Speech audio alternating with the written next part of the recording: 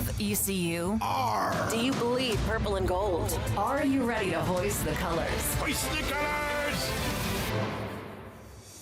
It's time for the most in-depth look into the world of ECU athletics. Welcome to Hoist the Colors with your host, Stephen Igo on 94.3 The Game.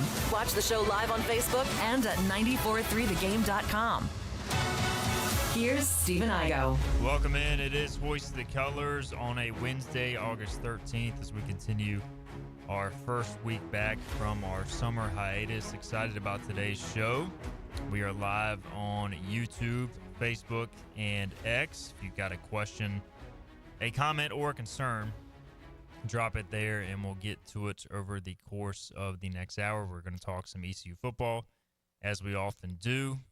So looking forward to that. And if you got any questions, we'll drop that. We're also going to welcome in ECU women's basketball coach Kim McNeill in studio. She'll join us in our next segment for a couple of segments. And looking forward to catch up with her. She's already going into year 7 at East Carolina. Time flies for sure. So looking to catch up with Coach McNeill.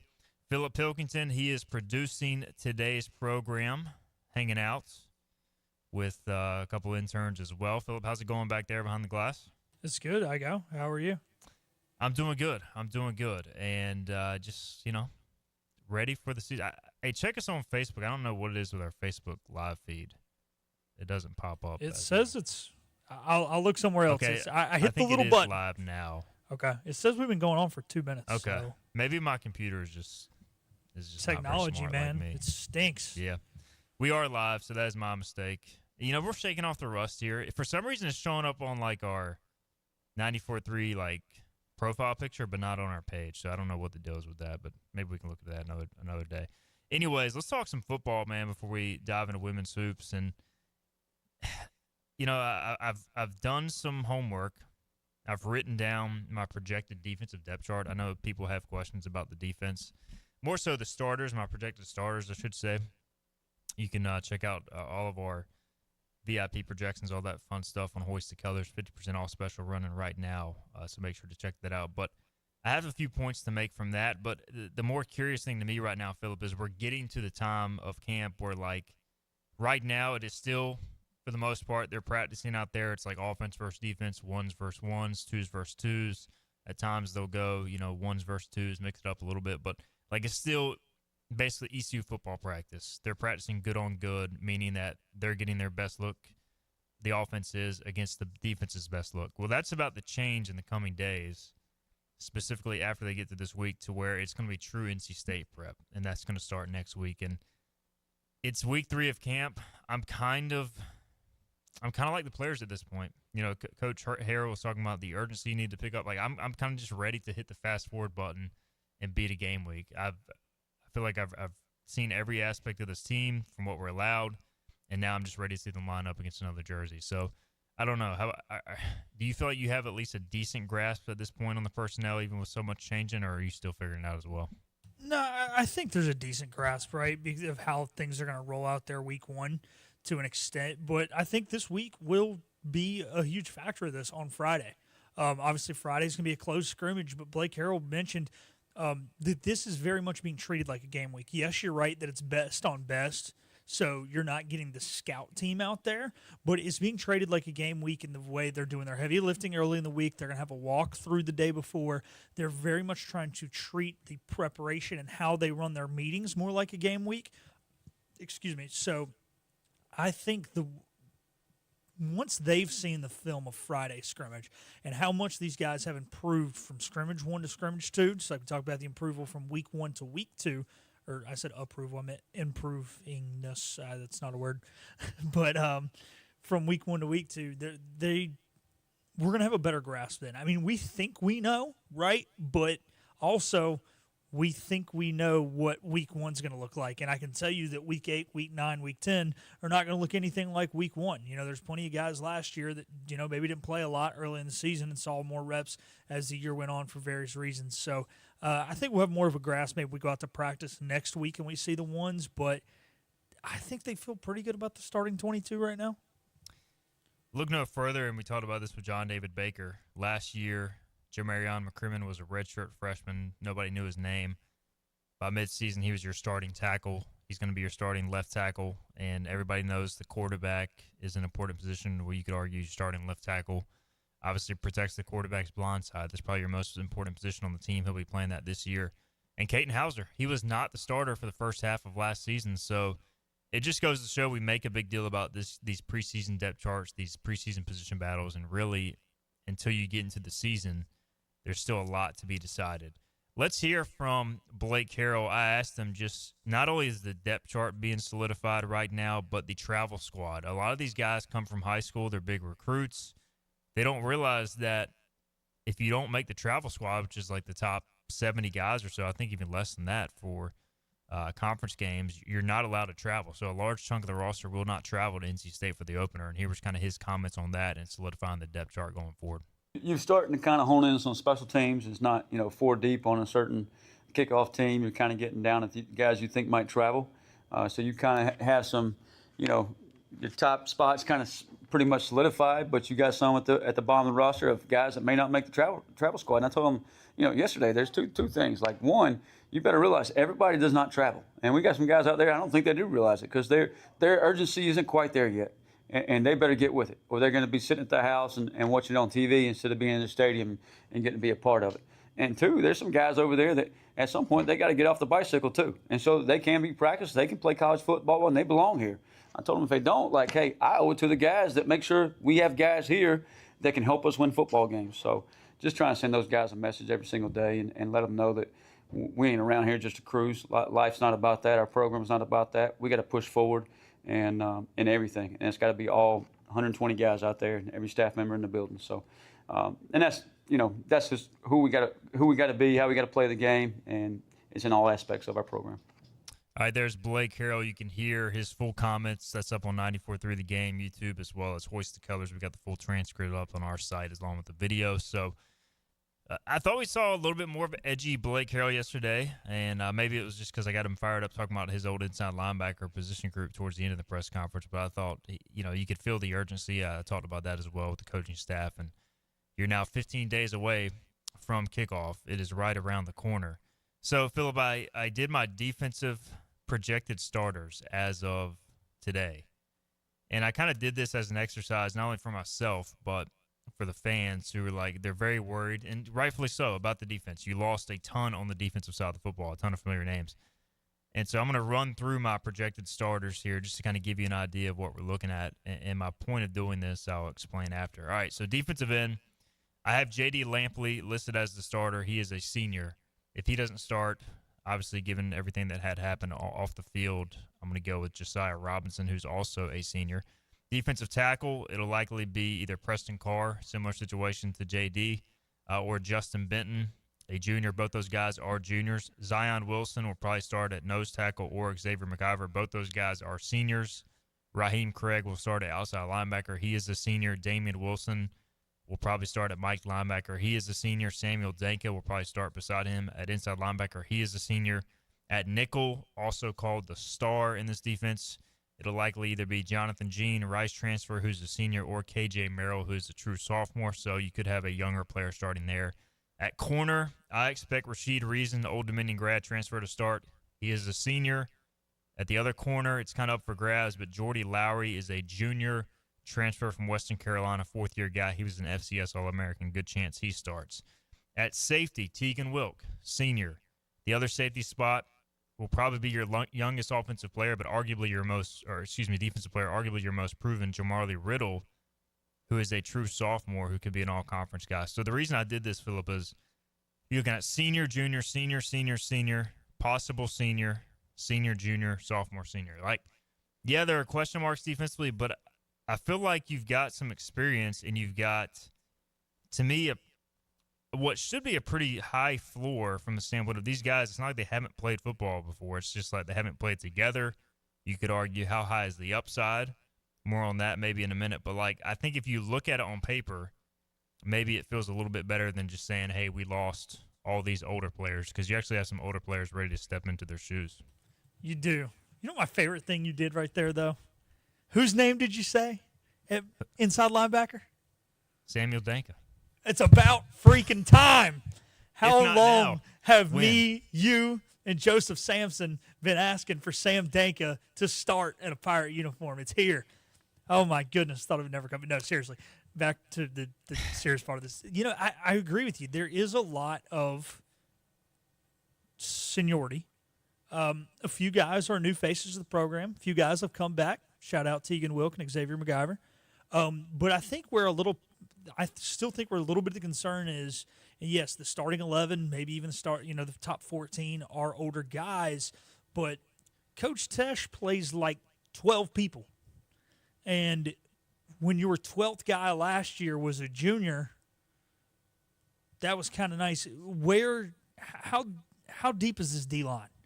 And I think in today's college football, with the explosiveness of the offenses and the ability to do so many different things, you've got to be really deep there. I'm not saying we're not. I'm not trying to like spread false information, but still, that's one of those positions where it's like, good, the starters are proven, but just because you play the first play doesn't mean you're gonna play 95% of the snaps like you are at corner or safety or linebacker. So that's the place I'm still like, I wouldn't say worried, but just like there's a few guys in that room that I just need to see something from on a college football field, and they just haven't had that opportunity yet in their career. Yeah, you're going to be, like you said, Coach Tesh, he likes to run them in and out.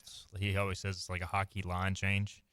And they strategically do it as slow as possible, especially against the teams that like to go no huddle, like ECU's offense. If those teams substitute, they have to give the defense a chance to substitute, which is when you see Coach Tesh send 3 guys jogging out there just to give the defense a little bit of a break.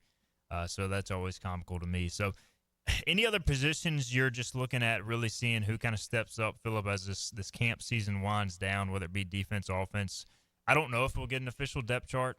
I would assume not, because teams have gone away from that across college football. But we'll still be able to kind of glean who's working where once we see some practice. So any specific spots you're really honing in on? I'm interested by that star position. It goes back to that conversation you and I had walking out of the press conference yesterday, where you feel like that position is going to almost kind of change based on down and distance and the opponent. And, correct me if I'm wrong, but you're under the impression there could be 2 or 3 different guys play that position. Yes. So that means you need 2 or 3 guys who are capable to start, right? Because who's going to start at that star against Army is not who's going to start against that star against Tulane. And those are back-to-back weeks, so it's not like it's going to change based off, time of the year. It's going to change based off schematically. So you really need 2 to 3 starters at that position. So I want to know who's the 1 and who's the 2 in every single scenario in that position, not just, hey, who's the 1 against NC State or who's the 1 against, insert that weekly opponent there. Good thoughts for sure, and I think it's a position too where you could see kind of some interchanging between safety and the star, like a Tegan Wilk. If there's enough depth that emerges safety, he could come down and play that nickel position. It just depends on how it all unfolds. So really interested to see what happens at corner. Again, talking to the coaches, like get a good vibe that Rashid Reason, the ODU transfer who rejoined Teron Williams, the corners coach who was previously at ODU here in Greenville. I think he's going to play a lot. I'm curious who's going to play opposite of him the most. Is it Jordy Lowry? Is it somebody else? And then how does inside linebacker check out? We heard Blake Harrell kind of challenge some guys yesterday after practice. And on the offense, I feel like it's pretty solidified. We know they have, obviously, Caton at quarterback. We know they have a lot of running backs. We know the receivers. It's just offensive line-wise. Is it Darius Bell who's going to step up and nail down the center position? Is Bryce Weaver, the Conley kid, does he have a shot to earn that job as camp kind of winds down? And then also who wins the starting guard positions, because you did lose a couple guys in the spring to injury, so there's some shuffling going on there. So still a lot to tune in for the remaining days of camp when it comes to the defensive and the offensive depth charts. All right, we got to get a break in. We do have some comments. Shores says, hope you are doing well. Been busy, but glad to catch you all back live. Welcome back, Shores. And then John Moody says, can confirm the PA system on the practice field is loud. I could hear Coach from the town commons on First Street this morning. So, yeah, he's getting them after him on the PA system with the mic in hand. We'll get a break in. We'll switch gears. We'll talk women's basketball. We've got Coach Kim McNeill. She'll join us after this. The team of Flatlands Jessup is working overtime to help ensure that Eastern North Carolinians like you get the health insurance help you need this open enrollment period. New legislation passed, meaning more people than ever qualify for affordable coverage. Let us help you today. Big tax credits are back. Get a 30% tax credit, up to $2,000 off your new Mitsubishi electric heat pump install. Let Comfort Master help you take advantage of the tax credits with a qualifying Mitsubishi electric ducted heat pump or non-ducted Mitsubishi electric mini splits. Mitsubishi electric mini splits are ideal for bonus rooms, garages, or sunrooms. If you need a new HVAC unit, call Comfort Master today. Call Comfort Master. Call Comfort Master. You know what the problem is with standard belts? Usually you have to choose between too tight or the opposite, too loose. But with Anson Belt and Buckle, you don't have to choose. We got rid of the holes and instead have a track system designed for micro adjustability. That way you can enjoy a perfect fit every time. Anson Belt and Buckle. Find your perfect fit today.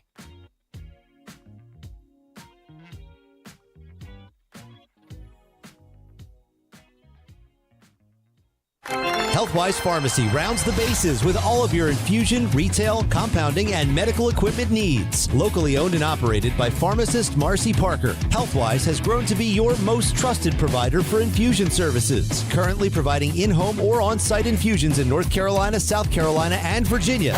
Visit Healthwise Pharmacy at 615B South Memorial Drive or call 252-295-0059 to speak to a patient service representative to find the option that best suits your needs.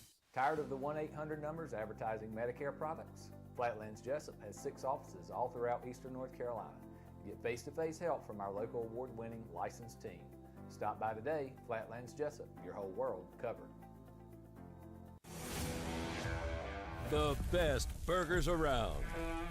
Everyone loves a thick, juicy, and fresh burger.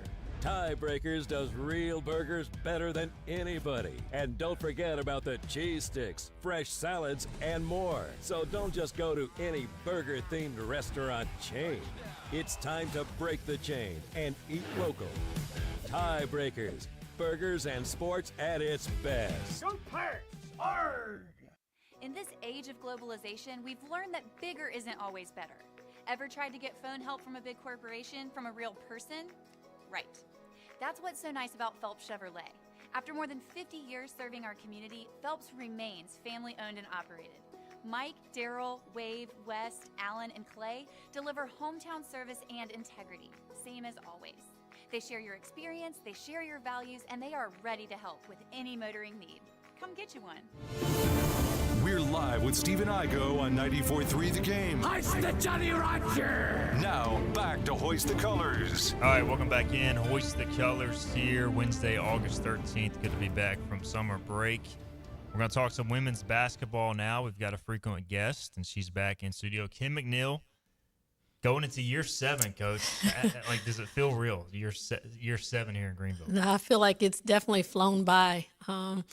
7 years, that's the longest I've ever been anywhere. Prior to that, it was at University of Virginia for 5. But obviously, I've enjoyed my time here at Greenville and enjoyed my time being a Pirate. Yeah, I mean, we always talk about your kids in the community, though, and like, it just feels so real and authentic, with you and the kids, and like, y'all are always out in the community, and it's almost got to feel like a true home at this point, doesn't it? It does. Like, I said to my son the other day, we were talking about where he was born. And I was like, "You were born in Charlottesville, Virginia." He was like, "No, my home is North Carolina." And I'm like, that is your home, but you're from Virginia. So no, they, this is the place they remember. They were 6 when we got here, and I can't believe Caden just finished his last year of Little League baseball. Gabby's heavily involved in volleyball, so this is definitely home for them. Pirates are coming off 17 and 15 season, 3 straight winning seasons, Coach, and obviously that dates back to the NCAA tournament appearance in 22-23, and it just feels like, and we'll get into some of the big changes with the roster in this show, but it feels like you've been able to achieve some pretty consistent culture, some winning over time. And how proud are you of that, compared to what you took over years ago? Yeah, I'm extremely proud. When I took the job in 2019, John Gilbert's probably going to kill me for saying this, but he told me, he said, you'll be lucky if you win 5 games. And I think we won a few more than that my first year, but, it took some time, and I know some people got a little bit impatient, but I wanted to do it the right way, with good kids, and not only on the court, but in the classroom and in the community. And I feel like we've accomplished all those things. And, now the conversations are different with recruits. It's about winning championships. That's the expectations, that they're coming here to win championships. You look, before we totally switch the gears, I do want to just comment on last season. And again, you guys have had some bad injury luck in recent years that hit you again at times last year. And when you look back at last season, what were you the most proud of? And as you kind of look back and rewind on that, where did you feel like you guys maybe fell short, want to improve on going forward? Yeah, you look at, we won 17 games, but three could have went anyway. 2, we lost the triple overtime to North Texas. We're winning down the stretch in that game. South Florida, we're winning down the stretch in that game, and then at Temple. So we easily could have had a 20-win season. Our guards were really young last year. I started a freshman point guard due to injuries, with Sania Johnson going down early in the season. Then obviously we lost Talia Weish as well, which we lost some size. So as you said before, we have been hit with the injury bug. When you win championships, a lot of things have to fall into place. You got to have the talent, but you also got to stay healthy. And the year we won a championship, we stayed healthy. Nobody got hurt. And I guess we're making up for it here these last 2 years. But 17 and 15 is winning, but I think we underachieved a little bit. I thought we were better than what we showed. And so we've got 3 kids returning from that team last year that are extremely hungry to get back to where we were 2 years ago. And again, I don't want to dwell on the past too much, but you guys do lose some players more so to graduation than anything. You look at, and we'll get into some of those women who are coming back to the program, which I think is awesome. But Amaya Joyner, she goes to LSU, and just I know that you guys have a really tight relationship. So just Farmville Central, girls. So just what were those conversations like, and that decision when it came down? I think some people are surprised she stayed here that long, and every summer it was a battle, getting her to stay. But I think obviously her being close to home and just the relationship that me and her had. But, going into her 4th year, she had some goals that she wanted to accomplish and felt like she needed to go elsewhere to accomplish those goals. And, today, in this day of age of college athletics, you can't hold kids back. I'm excited for her. I hope that in these 3 years that she's been here in Greenville that she, has grown and can go down to LSU and show her growth and have a good senior year. Looking forward to seeing what she does there, and I'm sure she's made a lot of people around here proud during her time at East Carolina. All right, so let's talk about the women coming back. We'll start with Jayla Herb, who really shot the ball at a high level last year. I know you're excited to get her back. I am. Jayla, coming off that injury the year prior to the year we won the championship. And, I've never had a major injury, but I've always been told it takes a year. So I'm extremely excited to see what she's going to do a year removed, from the injury. She almost averaged double digits for us, has had a really good off season, shooting ball really well. You can tell that, she's a veteran out there on the floor. She understands me. She understands the system, and she really had a really good summer. So I'm excited for her. Bobby Smith coming back as well, and it feels like she's almost a veteran of the program at this point, like almost a team leader type to you. Obviously, you coach her every day. Do you get that same sense? Yeah, with Jayla and Bobby, they were part of that freshman class that helped us win a championship. And, for Jayla to be here going on her 4th year, for Bobby to be here for 4 years, you don't see that too often. I told them, what they're doing is an anomaly when it comes to college athletics with staying at one school for their whole career. But Bobby has played pretty much every position for us, was an intricate part of us winning a championship. The year that we made the run, the second year she was put into the point guard position because we lost, some kids to injuries. So, she's a leader. She really took the freshmen underneath her wing and, was like their big sister this summer. So looking forward to some great things from Bobby. Nate Hutton also back as well, and obviously coming in from UCF last year. And at times, just in this business, Coach, you see a transfer come in as it starts to click. The longer they're here, do you see her making a leap? Obviously going into year 2 as well. Definitely. Anjanae was coming off of a major injury, coming from Central Florida. And I just really kind of eased her in and was hoping that she would be, really ready to go come conference play. And she did that.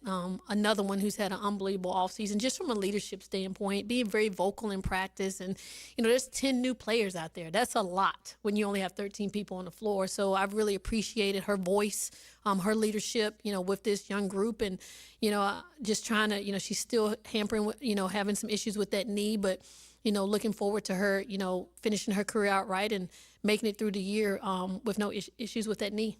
So, like you said, 10 new players, and we know that you like to run a very physical, tough program. So how do you balance, and you mentioned like some of the injury issues you guys have run into, which at times just been horrible luck, but like, how do you balance trying to, get those practices physical, toughen them up, but also keep them healthy? Like, it's got to be a tough balance. We have an unbelievable group of guys.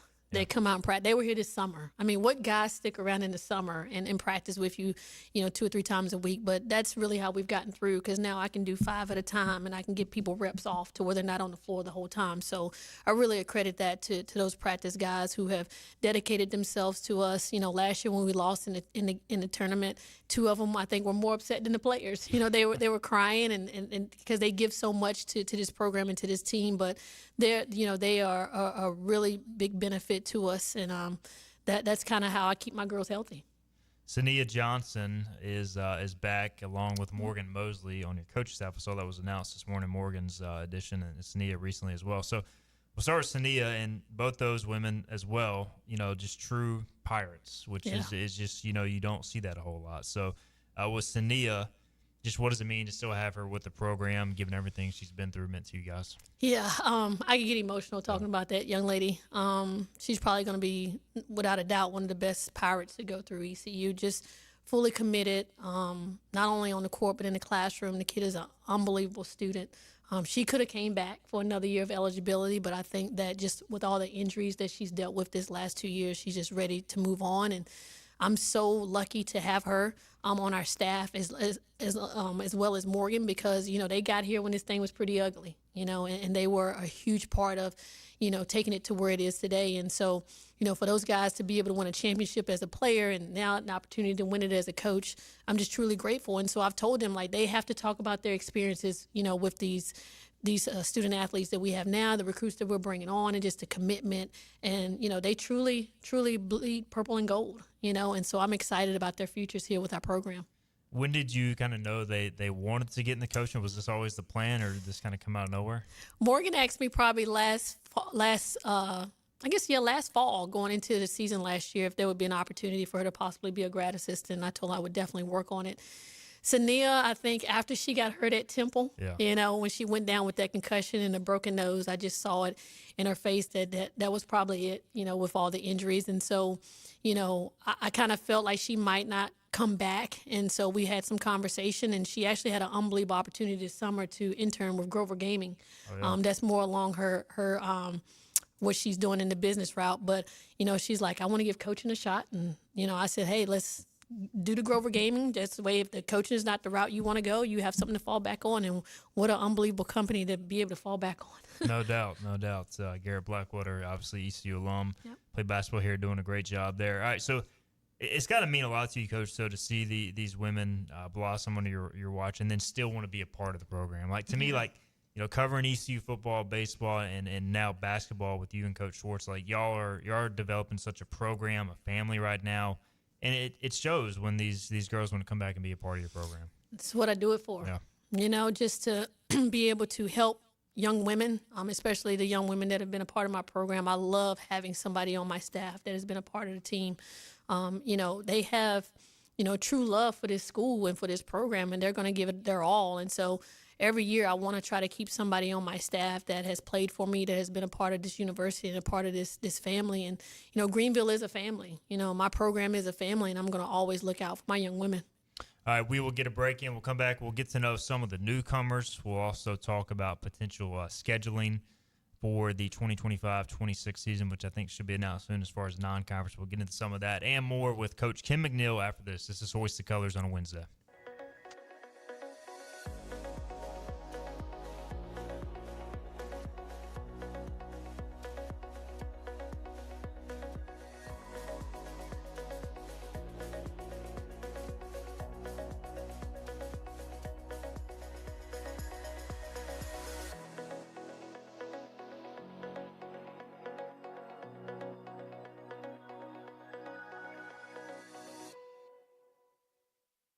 Storm season is approaching. North Carolina weather can damage your roof, and before long, a small leak can turn into a big problem. Your home is one of your biggest investments, so protect it with Wells Home Improvements. We work with all insurance companies for a hassle-free roof installation experience. Call us today and get 10% off your roof installation when you mention this commercial. 252-227-8403 or visit us online at wellshomeimprovements.com. Wells Home Improvements. Local, honest, dependable. This is about you, your family, and the health of all who live in Eastern North Carolina. This is about the transformation of a health system into something more powerful and more human. About creating new ways to treat disease and keep you well. This is about ECU Health, which is to say, it's really all about you. ECU Health. Minds, hearts, purpose. You have a choice when you invest in insurance, and when you choose First State Insurance Advisors, you're working with people you can trust. Clark Stallings has deep ties in the community. His team, including Keaton Smith, Regina Asby, Phil Leyva, Max Joyner Jr., Max Joyner III, and Ginger Smith, provides knowledgeable and professional advice. First State Insurance Advisors is an independent insurance agency. They offer all types of personal insurance as well as various types for business. Call or email First State Insurance Advisors today. We want to be your trusted choice agency. Acre Station Meat Farm, along with Lane Angus Beef, bring you Farm to Fork Beef. Stock your freezers now with affordable beef boxes, just in time for the grilling season. Farm to Fork Beef brings quality local beef to your family. From your traditional butcher shop, Acre Station Meat Farm. Come on down to Acre Station Meat Farm and find out why we're #1 in fresh cuts and friendly service. Acre Station Meat Farm, Highway 32 North, Pinetown. For over 51 years, Parker's Barbecue has brought families together with our award-winning whole hog barbecue and fried chicken. Tradition is important at Parker's Barbecue, and for 3 generations, the Parker's Way has stood the test of time. Whether you visit our dining rooms or drive-thrus, use our on-site catering, or even use our nationwide shipping, the hospitality, barbecue, fried chicken, homemade sides are still the same. We are the Parker family. Come in and let our family show you. This is the Parker's Way. Climb aboard as we set sail and hoist the colors. Arr, matey! Back to the show with Steve and I go on 94.3 The Game. Hoist the colors, third segment here. We've got Kim McNeill, ECU women's basketball coach, in studio. Looking forward to the season. And Coach McNeill, I've really enjoyed the new videos you guys are doing on social media, the ECU women's basketball social accounts. You guys can check it out. First off, you are doing the interview, which is awesome. And I think you're doing a great job. So first off, before we dive into some of the newcomers, how have you enjoyed doing that and introducing these girls to Pirate Nation? Well, once I lay down my coaching hat, I want to go into broadcasting. All right. I want to stay around the sport. So I guess I'm getting a little practice in. Yeah, that'll be good. So who's been your best interview thus far? Who do you think's provided the most entertainment? I think Kiana Rembrandt has been really good. She's very articulate. Let's see, Zanaya Zealous was good. She put a little personal touch on it. So, and I think all my kids are very articulate. Some of them are camera shy, but we're going to work on that and turn them into naturals. Yeah, it seems like a great group of young ladies. And I know y'all have had some older players in more recent years. We talked about it, the 10 newcomers, not that all of them are young, but it just seems like, Coach, a pretty fun group to coach right now. Is that for the most part accurate? They are. I mean, when I had to leave to go recruiting, 3 or 4 days, I really missed them. Like I wanted to be back in the gym. The little time that we got with them this summer, I didn't want to leave the gym. I wanted to stay in there. I enjoyed walking into the practice gym and into Minji's, working with them. Just a group of sponges. The only negative I would have to say about them is they're really quiet. I love a energetic gym, but I think it's 10 new ones out there trying to get to know each other and trying to figure me out. So I think a lot of times they're just thinking, not wanting to make mistakes. So I'm looking forward to getting them back in the gym once we report back on August 25th. So we'll go through some of these newcomers now. We'll start with Savannah Brooks from Coastal Carolina. Yeah. Coach, she had some pretty impressive numbers there at Coastal. Just what does she bring to your program? I think Savannah's going to be a fan favorite. Yeah. This summer, whatever team she was on when we were kind of going up and down was the team that more than likely was successful. She's just a calming factor out there. She understands how to play the game. She makes really good reads. She can shoot the ball. She can get to her mid-range. She loves defending, which obviously fits very well with me. But she's just a really good young lady all around. I think Pirate Nation is going to enjoy getting to know her. Kennedy Fauntleroy from Yeah. Arizona State. She's had a few different stops, and she's more of like a pure point guard. She Is that is. accurate? She is. You know, I've learned my lesson. You know, these last couple of years, we've had some issues at the point guard spot when it comes to depth. So I've actually got 3 point guards on the roster, but all 3 of them can play off the ball as well, which gives me some versatility with who's bringing the ball up the floor and allowing our transition to be, you know, more up and down instead of just looking for one person. But Kennedy definitely is your prototypical point guard, very selfless, makes really good passes, understands when it's time to score for herself. I think I'm going to have her call her number a little bit more because she does score the ball really well. But she's going to be really fun to watch. She's going to be a gamer. She's a game time young lady. When the lights come on, that's when she shines. So I'm looking forward to having a true point guard out there, a veteran at that. You mentioned Kiana Rambert, and she seems to have some pretty good size and experience as well. So obviously, y'all lose some significant size with the Weiss twins and Amaya, so that has to be a pretty good pickup for you. Yeah, she's proven herself in the league. You know, she was second team all conference, almost averaged a double-double, I think, 11-6 or 11-7, something like that. So she always gave us fits, you know, and she's, you know, from Raleigh, close by. And, you know, coming out of high school, you know, we wanted her. She went elsewhere, and then when she transferred to Charlotte, she wanted to come here. Timing wasn't right, and we finally made it right this time. So I'm looking forward to finally coaching Kiana this year.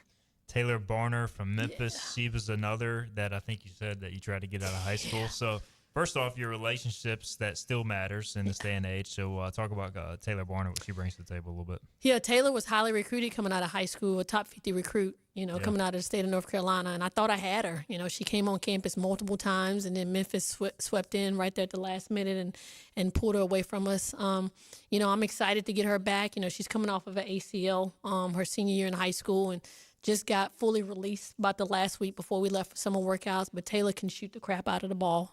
Deep range, elite speed. She's just light on her feet, can defend. So she's obviously going to help our shooting. I think this team this year, everybody on the floor can shoot the 3. I'm not going to call everybody a shooter, but everybody can shoot the 3. So I've opened up that range for everybody to have the light to shoot the 3. If they're open, we have to be able to do that. So she brings that to us this year. And then a 5th transfer y'all added recently, Chimera, I believe you call her Chi-Chi. Is that correct? So tell us a little bit about her and her joining the program here recently. Yeah, Chi-Chi, we got her really late. I think we got a steal. She's extremely physical, kind of similar to Anjanae. You know, the physicality, a little bit undersized, but very physical down there, very strong, kind of like a bully, can face up, can shoot the ball really well. As well. So, you know, she gives us a little bit more depth at the post spot. Definitely some more versatility. My posts are different this year. You spoke about us losing size, which we did, but we got more versatile kids that can shoot the ball, can put the ball on the floor better. So, you know, I tweaked the offense just a little bit. So we'll see how that goes, but I think it's going to benefit us from our versatility and our ability to shoot the ball. And then in addition to those 5 transfers, you add 5 freshmen as well. And I know we've had this conversation in the past, Coach. You still, obviously, you have to utilize the portal, but you still, like I think a lot of coaches, still want to develop and see freshmen grow and obviously get better. And you have to recruit that way as well. I mean, especially, it's not like you have the biggest revenue share pot in the world, so you have to find that balance. Yeah, you definitely do. And I love freshmen. Even before the transfer portal, before a revenue share, NIL, I've always said my philosophy is to recruit freshmen. One, because you develop relationships. You recruit them for a while. So you look at Zanaya Zelas. I recruited her for a year and a half. You know, we didn't get Taylor, but I recruited her for 2 years. So now as a transfer kid, I know her, you know. So all those freshmen that came in, we recruited them for over a year. Then once we got them, another year before we got them. So they understand us. They understand the expectations. And I just think that's how you build a program. You know, to me, portals are quick fixes, which you need them because they're experienced and they've played in the college level. But I think you have to have a good mix. So, you know, I've told my staff we're going to get what we need to get from the high school kids, and whatever we don't get out of that early signing period, we'll go to the portal, and then whatever kids decide to leave, we'll fill that in with the portal as well. Still a lot of time, obviously, between now and the season, but will it take more practice time to really envision kind of how this group comes together on the court as far as playing style? Is that something you're already putting together? our playing style won't change. Yeah. You know, we're a defensive-minded team. You know, that's who I am, who I always will be. You know, I do think over the years I've been able to implement some kids that can score the ball a little bit better, a little bit balanced. You know, once you start winning, you start to become attractive to kids that want to come here. So, you know, we've been able to put in some kids that can score the ball a little bit better, but them understanding that you got to defend if you want to play. So offensively, we did tweak it a little bit. We're going to open it up a little bit more, you know, get a little bit more freelance, not particularly back to the basket post players. So I'm not going to, you know, try to jam it in there as much as we did last year because that was our strength. But everybody on the floor has the green light to shoot the three if they're open. I want to build confidence. I want to have fun. I want them to have fun. And, you know, I just want this to be a great season, which I think it will be. I know y'all have already gotten some commitments for next year. Not sure if you can comment on those publicly, but do you feel like with so much attention going on the portal now, like you can get a higher caliber high school recruit at times? Do you feel like that's a real thing? I do. I think high school kids are getting nervous. You know, they see that college coaches want to lean more towards the portal, so they're making decisions earlier. You know, we got 3 kids already, 3 really good kids that I think are going to come in here and be really good freshmen for us. And we may sign 3 more freshmen. You know, that's just the way it is. And so, you know, we've had some success early. I'm looking forward to, you know, what's going to happen, you know, this fall with some other young ladies that we're bringing in. But, you know, as I said before, I love freshmen. I love high school kids, and, you know, we will continue to recruit them. How much have you seen revenue sharing and NIL impact, you know, the sport as a whole? I mean, we know obviously women's basketball is getting huger and more big on a national scale now, everything that's happening with the WNBA and even in college basketball as well. So how much does that, you know, had an impact on this sport and your job as a coach? Definitely made my job a lot harder. Yeah. Definitely has, you know, obviously the P4s is where all the money is. And so, you know, that's what kids want. They want money. And so, you know, some kids that I think should probably be playing at our level, you know, are kind of backups to the P4s that we can't compete with anymore because we just can't compete when it comes to money. But it's definitely changed the landscape of college athletics. You know, you have to change your philosophy a little bit. You have to be a little bit more patient. You have to understand that, you know, at this level, it's got to be a year-by-year thing, you know, because if any 1 or 2 or 3 or 4 of those 5 freshmen that I have, you know, have a great year, there's a major possibility that they could be gone next year, and there's nothing I can do about that. So every kid is basically, you're trying to get what you can get out of them for a year, and understand that our league was the highest league that got targeted from the P4s. We had the most kids leave our league and go P4 because it is a really good league, and we have really good players, and we have really good coaches. So, you know, you can look at that as a gift and a curse, you know, because we are doing so well, but you know, we love the development, and our kids are going to get better, so we have to understand that there's a possibility they may leave. And that's the thing I enjoy most about the women's basketball tournament. It always feels so wide open. I know last year that there was a little bit of separation at the top of the regular season standings for the first time in a while, but it always feels like it's wide open. You guys have obviously had success there too. And do you feel like is there a team in the league from your understanding that's spending more? Is it about even, you know, as far as women's basketball right now? You know, I think probably South Florida, Memphis, Tulane. I think those are probably the 3 that are at the top of the league with the most money. But as you said, the parity in our league is crazy. I mean, the last couple of years, the number 1 seed has gotten knocked off, you know, in the first round. So, you know, that's the great thing about the tournament. You know, kids come in, they're ready to play, and you know, on any given day, anybody can knock anybody off. You know, Rice makes a run last year. They were low. You know, 2 years before we made a run, 3 years before, you know, we made a run. So, you know, you just never know what's going to happen in tournament play. All right, scheduling. I know the official schedule has not come out. They have announced the American opponents for women's and men's basketball this year. But what can you share with us about the non-conference schedule? Any significant games there? Yeah, so we should be putting it out here in the next couple of days. It has been approved. All contracts are in. So, you know, we're going to Puerto Rico, and we'll play UCF there. We'll play Hofstra and I think Southern Illinois. At home, we've got JMU coming to us. We've got ODU coming to us. We open up on November 3rd with UNC Wilmington. So, you know, we always try to make the schedule pretty compatible to conference play to get us ready for conference play. And I think, once again, we've done that. Where's the biggest growth you want to see your team make between now and obviously November? A lot of time, but that opener, it'll get here before you know it, Coach. Yeah, so we got to start communicating better. Yeah. I think that'll come with just getting comfortable with each other. Last year I thought turnovers really hampered us and some wins that could have taken us to that 20 mark. So, I think with our depth at the point guard position, I think we'll definitely take care of the ball much better than we did last year. But, there's 10 new players out there. My defensive system is pretty tough to learn. So, I think we're in a pretty good place right now where we were. Bad me, I put more emphasis on offense this summer. So we're probably a little bit behind where I would like for us to be defensively because I changed the offensive system a little bit.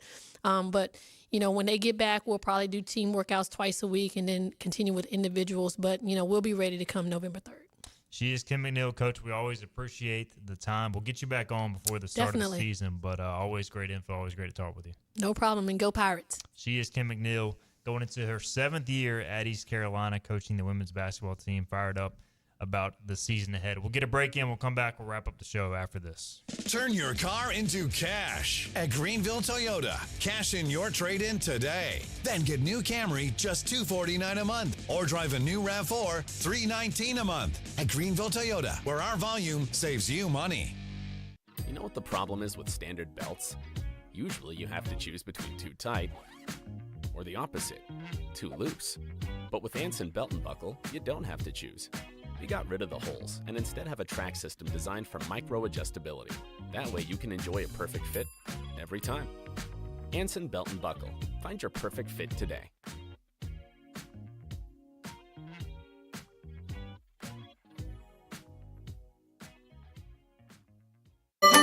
Your confidence makes everything look good. You see the world in vivid color, not black and white. Swing through your neighborhood Fantastic Sam's Cut in Color and let our experienced stylists take you from everyday to extraordinary. Fantastic Sam's hair salons are locally owned and operated. Our full-service salons are conveniently located in Goldsboro, Kinston, Greenville, New Bern, Jacksonville, and Calabash. Stop in today at Fantastic Sam's, where the possibilities are endless.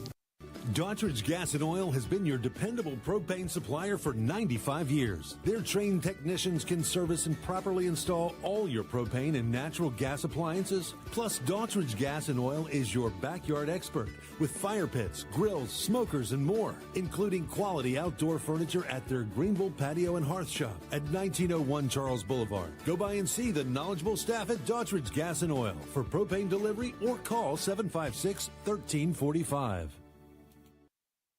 Other restaurants claim their food is fresh and fast, but are they friendly? At Moore's, you're treated like family the minute you walk into their doors. With locations in Winterville, New Bern, Swansboro, Morehead City, and Jacksonville. We've been practicing what we preach since 1945. At Moore's, our barbecue is slow cooked and smoked over real wood daily until it's so tender it's falling off the bone. Combined with our fresh chicken, cooked to order seafood, and homemade fixins, we're sure you'll agree. If it's not Moore's, it's less.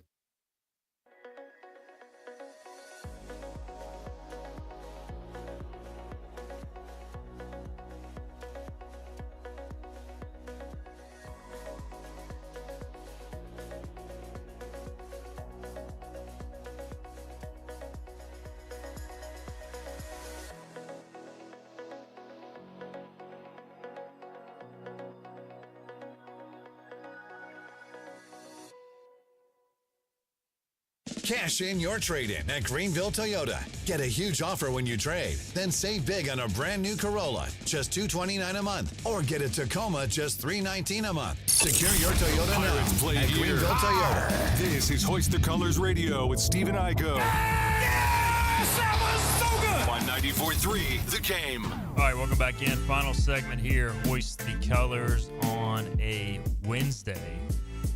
Awesome to have Coach McNeill from the women's basketball team in studio. A lot of good information, and thought it was important to get her in just because a lot of roster turnover, as you would expect this day and age in college basketball. But I think this team has a chance to surprise some people if they can stay healthy and figure out the pieces as the season gets closer. We'll check in with Coach McNeill as we get closer to tip-off on November 3rd.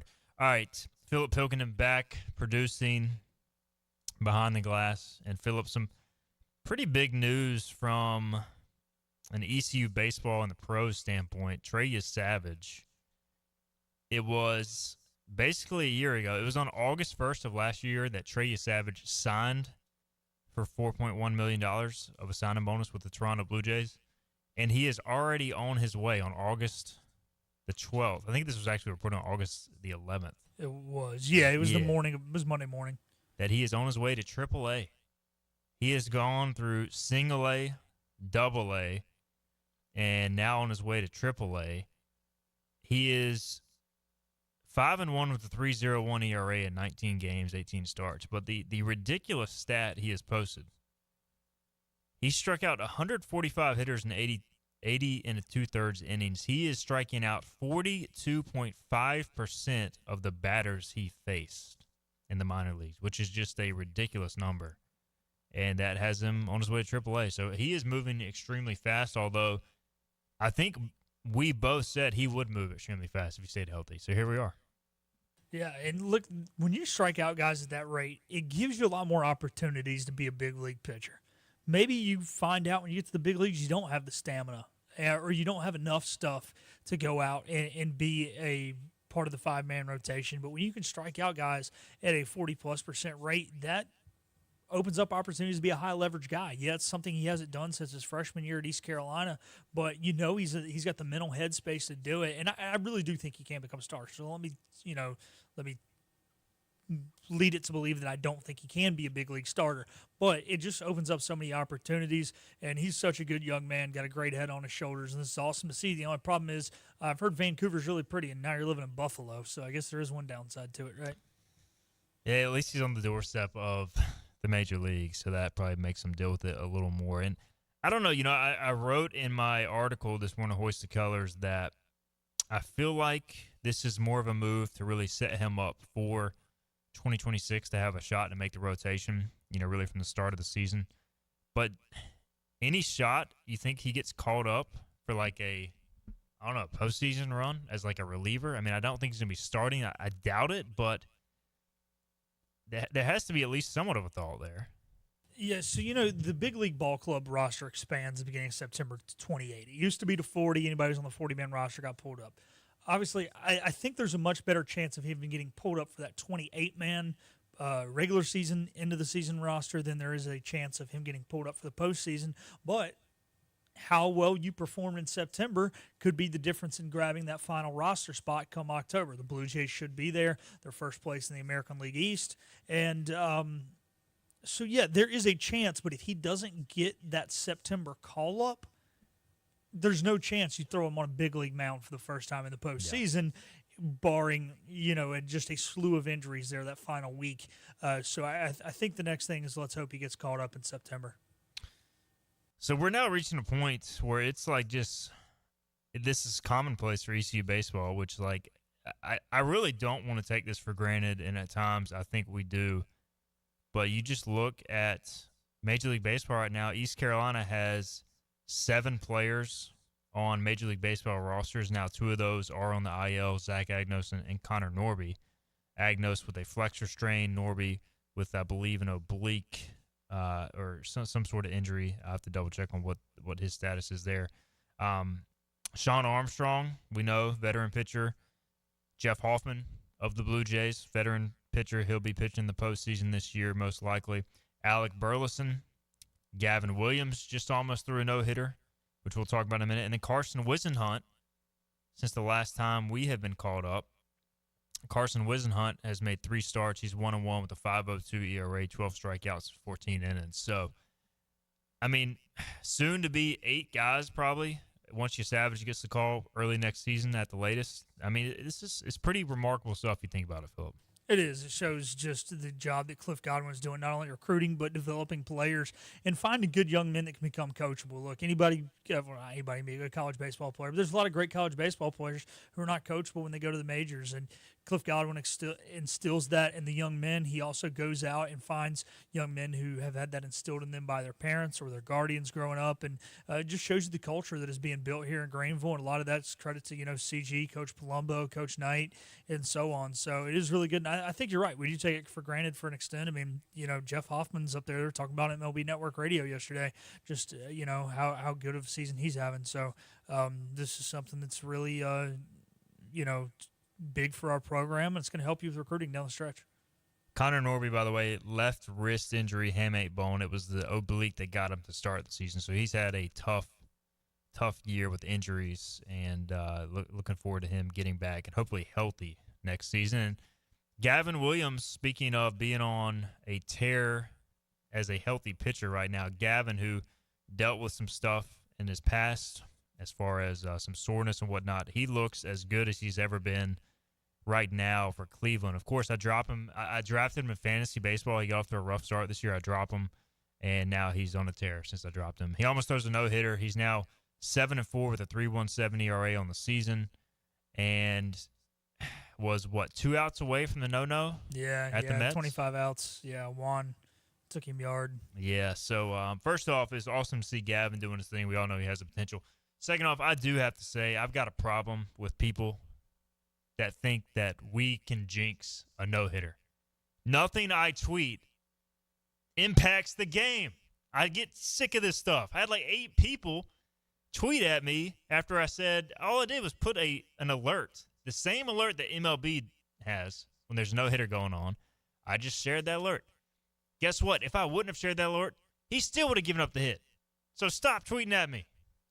I do give you credit. I understand the superstition. You don't talk about it, but I think that talk about it, you don't do it in the dugout. You definitely don't say it in front of the pitcher. Now, saying it to the pitcher can affect it. I do believe that because then he thinks about it. Game, I'm with you. Yeah, but the thing is with tweeting, you got to take Igo's job is be the media to inform the Pirate Nation. And hey, look, man, this was on a Tuesday afternoon or a Wednesday afternoon, whatever the heck it was, and it was allowing you, the Pirate Nation, to tune over. And because had he thrown it, and Igo not tweeted that out, and then you didn't flip over to watch the last couple outs, you'd have been upset that nobody tweeted it out or told you what the heck was going on. So I'll back you here, Igo, halfway. Well, I appreciate the support, and I do 100% agree with you. If you are actively in the game, don't say anything.